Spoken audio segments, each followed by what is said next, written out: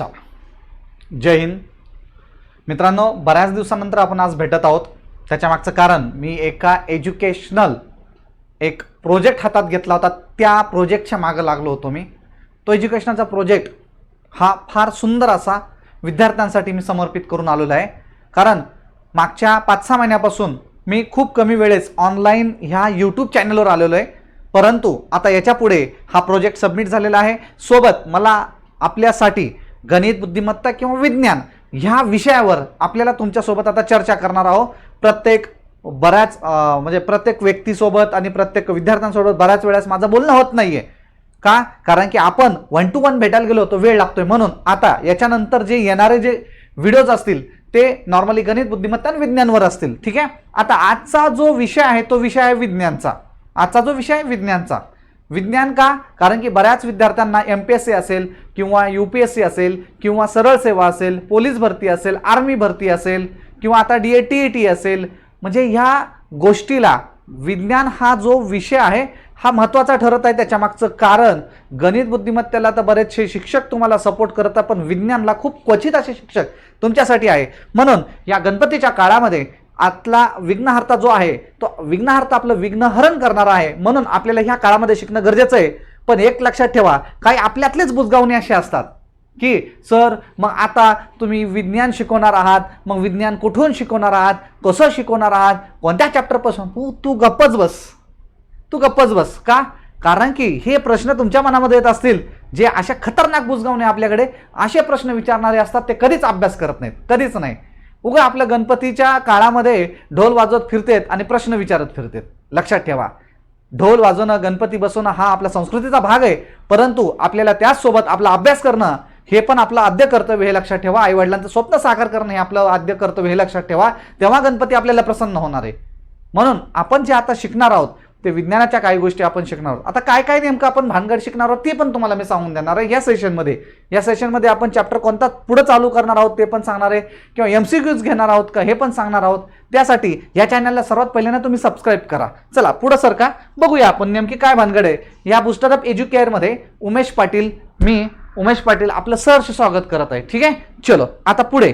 आता काही गोष्टी आपल्याला समजून घ्यायच्या आहेत की आपल्याला नेमकं विज्ञानामध्ये काय काय करायचं आहे. आता बघा, विज्ञानाचे जर बघायला गेलं, सामान्य विज्ञान आपण असं म्हटलं जातं, सामान्य विज्ञान. आणि सामान्य विज्ञानाचे जर भाग पाहिले आपण तर 3 भाग पडतात.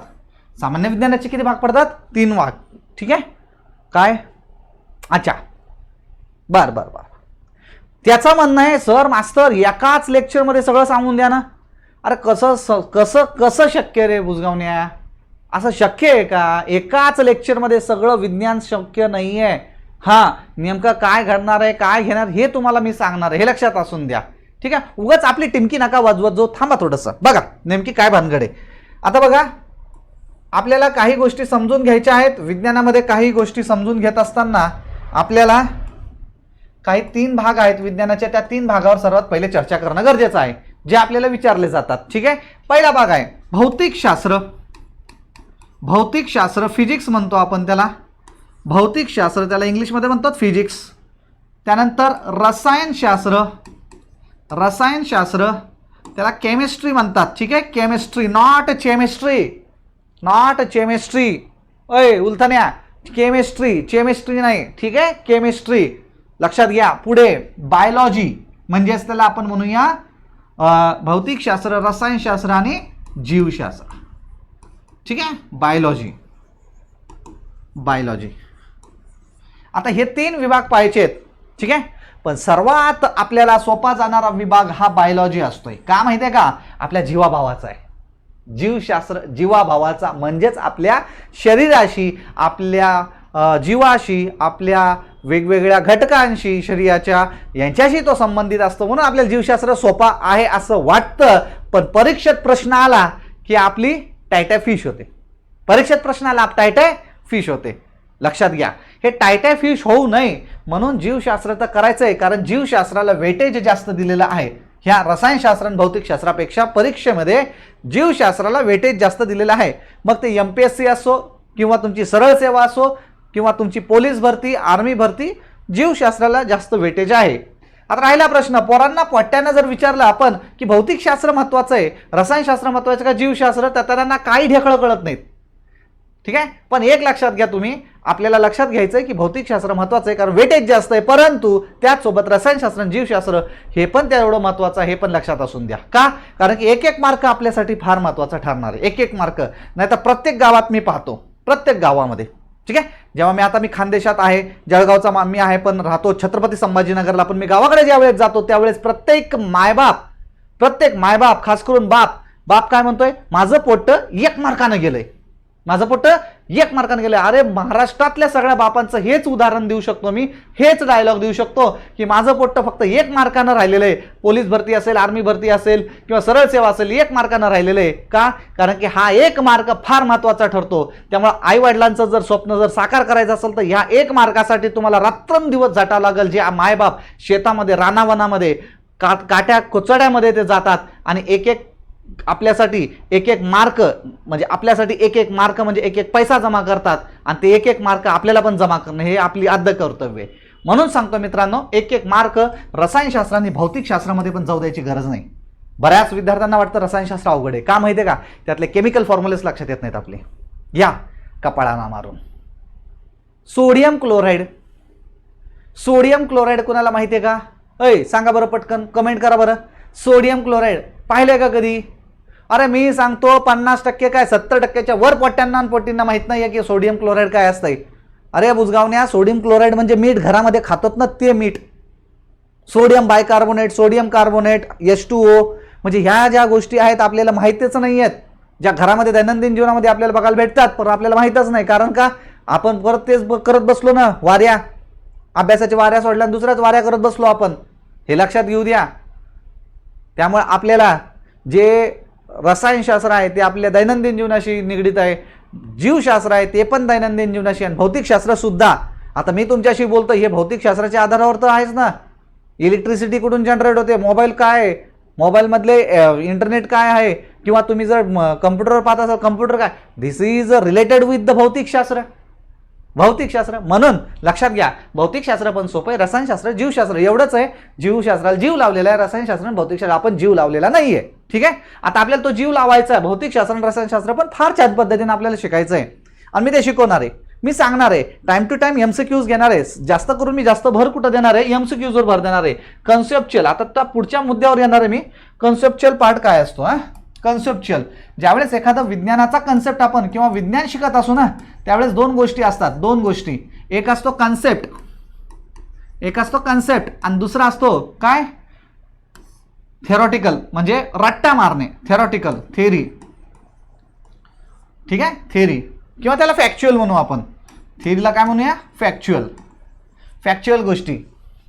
म्हणजे फॅक्च्युअल गोष्टी म्हणजे काय मित्रांनो? मी जर म्हटलं पाण्याचं रेणुसूत्र काय आहे, पाण्याचं रेणुसूत्र म्हटलं की तुम्ही म्हणणार master H2O, sodium chloride NaCl. हे झालं तुमचं फॅक्च्युअल, आहेतच, त्याच्यात बदलच करता येणार नाही तुम्हाला. पण ते कसं आलं, काय आलं, ह्या गोष्टीचा जर आढावा घेतला तर तो झाला तुमचा कन्सेप्च्युअल. मग त्याच्यामध्ये येतात कोणते बॉन्ड यायला पाहिजे. ठीक आहे, मग त्याच्यामध्ये एकेरी बंध येतात का, दुहेरी बंध येतात का, तिहेरी बंध येतात का, येतच नाहीत का, सहसंयोज बंध, कोव्हॅलंट बॉन्ड, आयोनिक बॉन्ड, हे बॉन्ड त्याच्यामध्ये कोणते आहेत हे बघणं म्हणजेच तुमचा कन्सेप्च्युअल पार्ट आहे.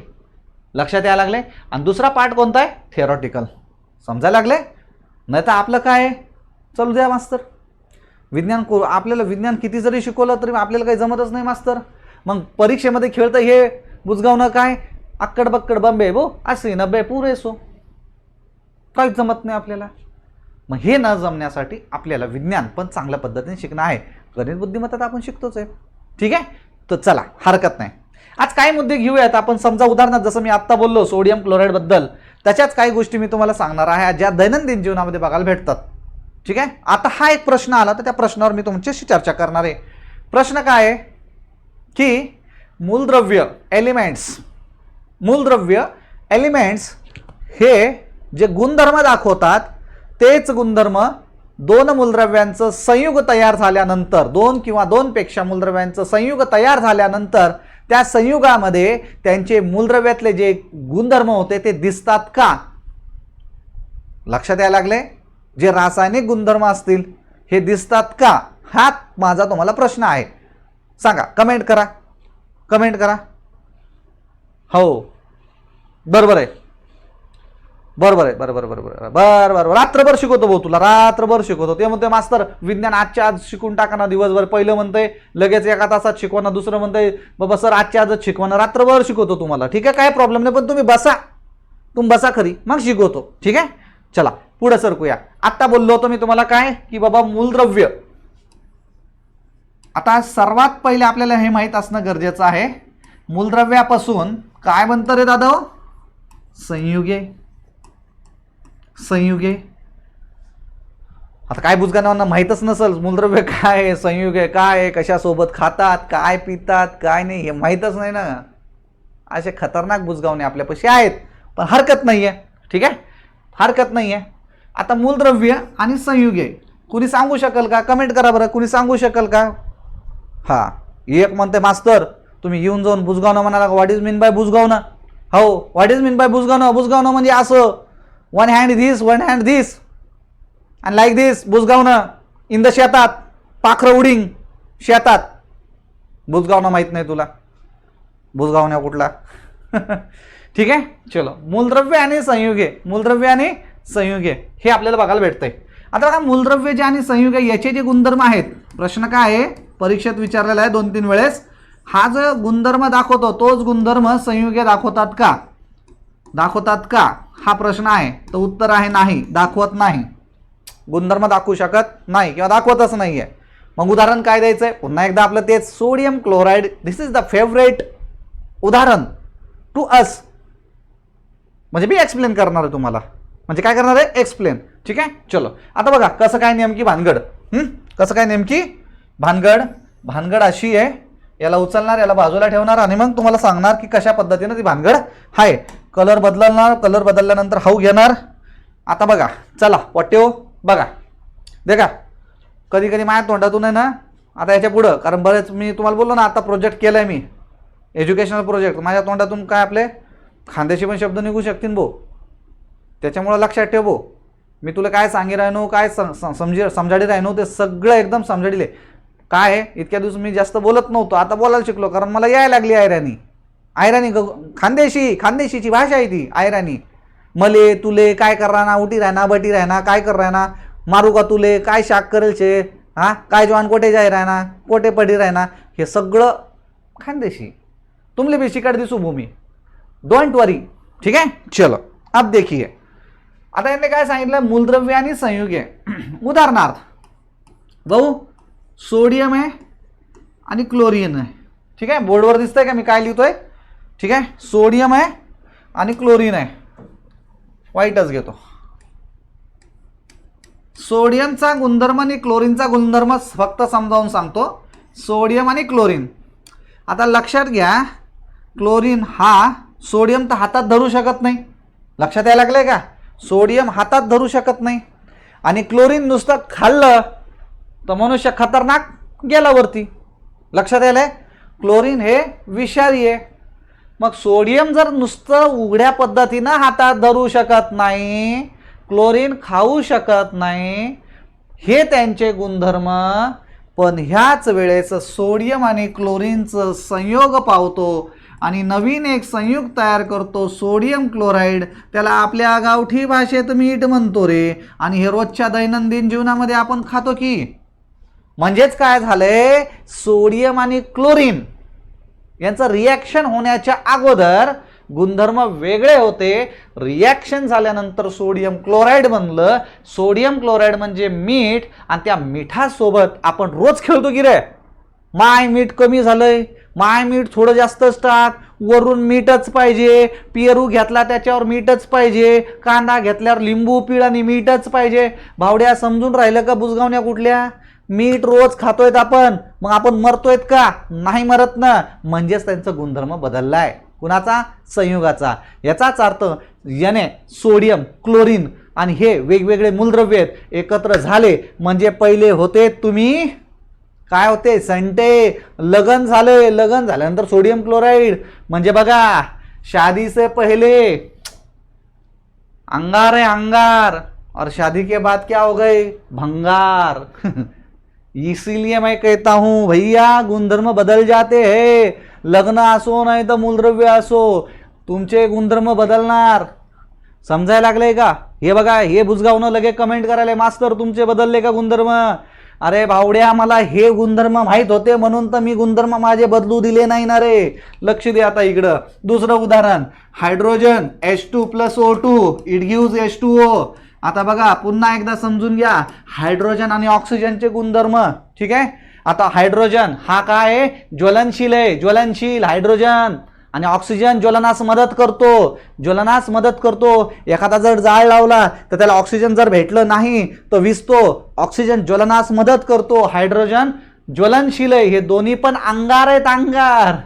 आणि लग्न झालं भाऊ, तयार काय झालं? H2O, पाणी. भंगार झाले, भंगार. ज्वलनास मदत करत नाही, उलट आग विझवण्यास पाणी मदत करतंय, लक्षात घ्या. म्हणून सांगतोय, लग्नाच्या अगोदर, लग्नाच्या नंतर असं तुम्ही लक्षात ठेवू शकतात. मूलद्रव्य लग्नाच्या अगोदर, मूलद्रव्य लग्नाच्या नंतर. अंगार भंगार, अंगार भंगार. लक्षात राहू द्या. एक लक्षात घ्या, मी गणिताचा मास्तर आहे, बुद्धिमत्तेचा मास्तर आहे. असंच थोडंसं शेवटचा मुद्दा सांगतो थांबतो. असंच नवीन नवीन लग्न झालं, बायकोनं माया बायकोनं काय केलं माहिती आहे का? रोज डबा द्यायची, रोज. आणि रोज डबा दिल्यानंतर डब्यामध्ये, एका डब्यामध्ये ना पोळी द्यायची आणि एका डबा रिकामाच द्यायचा. एक डबा रिकामाच द्यायचा. आणि रोज जायचो मी ऑफिसला, जायचो आणि ते पोळी काढायचो आणि त्या पोळीमध्ये पोळी काढायचो आणि रिकाम्या डब्यामध्ये असं बुचकू बुचकू खायचो. काहीच नाही त्या रिकाम्या डब्यात, तर काहीच नाही, पण बुचकू बुचकू खायचो. मग मित्र काय बोललं मला, का रे म्हणे तू असं कसं काय करू लागला म्हणे, बुचकू बुचकू खाऊ लागला म्हणे, त्याच्यात काहीच नाही म्हणे. मी म्हणलं, माझी बायको म्हणली, म्हणलं की ते डबा काय आहे? एक्स माना, एक्स. त्या डब्यामध्ये भाजी नाही ना, तर एक्स माना, ती भाजी म्हणजे एक्स आहे. पोळी घ्या, एक्स भाजी खा.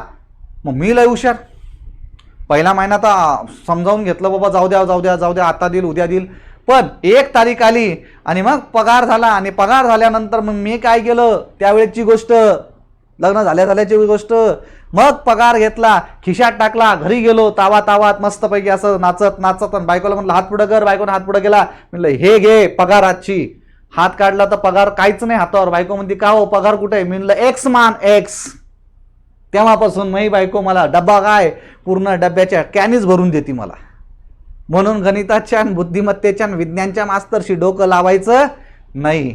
का हो पोट्टे, समजून राहिले का तुमले? हा, चला आता मी तुमले विज्ञान, गणित, बुद्धिमत्ता या विषयावर मी तुम्हाला लेक्चर लिहावशे, पण टाइम टू टाइम. ठीक आहे. म्हणून ह्या चॅनलला तुम्ही सबस्क्राईब करा. ठीक आहे. आणि सबस्क्राईब करत असताना काही गोष्टी लक्षात घ्या. काही आपला अभ्यास असतो, मी विनोदाची झालर देऊन बोलत असतो. ती जर विनोदाची झालर तुमच्या इथपर्यंत पोहोचली, तुम्हाला राग आला तरी चालेल, पण ती इथपर्यंत पोहोचणं गरजेचं आहे, कारण तुमच्या भल्यासाठी बोलतोय. तुम्हाला आवडेल ते बोलणार नाही, पण तुमच्या भल्याचं बोलेल हे लक्षात राहू द्या. म्हणून अभ्यास करत असताना व्यवस्थित अभ्यास करा. हा आजचा सेशन मी इथे थांबवतोय आणि आपण थांबणार आहोत. पुढच्या सेशनला लवकर भेटणार आहोत. पण अभ्यास करत असताना विज्ञान, गणित, बुद्धिमत्ता हे तुमचं परफेक्ट करणार. आणि जर तुम्हाला कुठं काही अडचण आली तर मी आहे ना, मग माझा नंबर कोणता आहे? हे नंबर आहे 8275237849. उमेश पाटील, उमेश पाटील, जे मी तुम्हाला सांगितलं होतं बघा सुरुवातीला, एक स्लाइड दाखवली होती. बूस्टर ॲप, बूस्टर हे माझं ब्रँड नेम आहे, UP उमेश पाटील. ठीक आहे. हे माझा नंबर पुन्हा एकदा लिहितो, 8275237849. ठीक आहे. चॅनलला सबस्क्राईब करा, म्हणजे वेळोवेळी आपण भेटत राहू. आता टेन्शन नाही आहे. जरी वेळ नसेल, 15 मिनटं, 10 मिनटं, 20 मिनटं, अर्धा तास, मी येऊन तुमच्याशी भेटणार, बोलणार आणि मस्तपैकी तुम्हाला विज्ञानाच्या काही गोष्टी तुम्हाला समजेल त्या भाषेमध्ये सांगणार. ठीक आहे. आपली रांगडी भाषा, गावठी भाषा. जय हिंद.